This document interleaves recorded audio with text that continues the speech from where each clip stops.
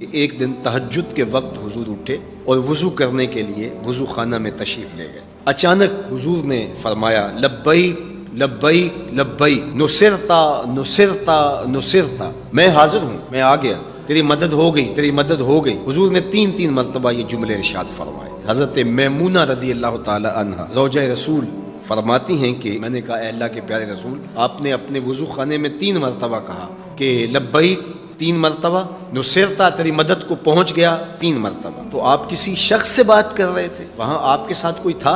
تو حضور نے ارشاد فرمایا یہ راجز تھا، عمر بن سالم الخزاعی۔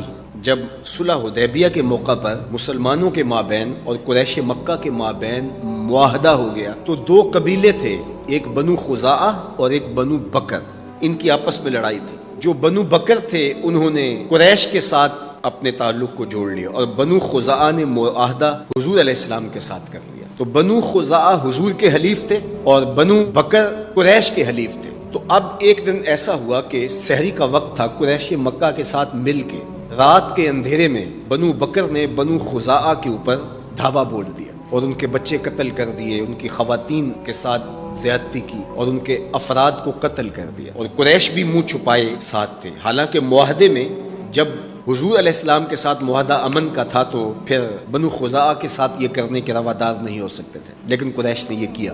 تو خیر یہ سحری کا وقت تھا، رات کے پچھلے پہر حملہ ہوا تھا۔ تو عمر بن سالم الخزاعی اس نے وہاں کھڑے ہو کے مکے میں مدینے کی طرف منہ کر کے اس نے حضور کو مدد کے لیے پکارا، اور آقا کریم علیہ السلام اس وقت تہجد کے لیے وضو کر رہے تھے۔ اس نے مکے سے پکارا، حضور نے آواز مدینے بیٹھ کے سنی اور آقا کریم علیہ السلام نے فرمایا لبیکا لبیکا لبیک نصرتا نصرتا نصرت۔ اور پھر صلح حدیبیہ کا جو معاہدہ ٹوٹا، آپ دیکھیے کہ اس کا سبب یہی واقعہ ہے۔ عمر بن خزاعی پھر واقعہ ہی چل کے آیا اور اس نے آ کر کے جو ہے وہ حضور کی خدمت میں سارا ماجرا کہا۔ پھر آقا کریم علیہ السلام نے کہا ہم تمہاری مدد کریں گے، اور فتح مکہ ہوا۔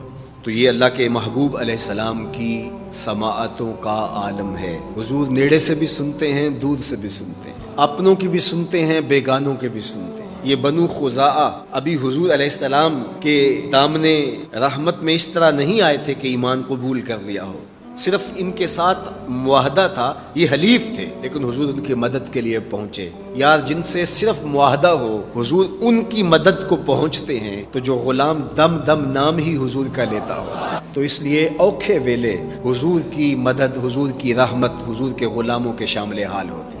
اس لیے ہم کہتے ہیں مرنے کی طرف دیکھ نہ جینے کی طرف دیکھ، جب چوٹ پڑے دل پہ مدینے کی طرف دیکھ۔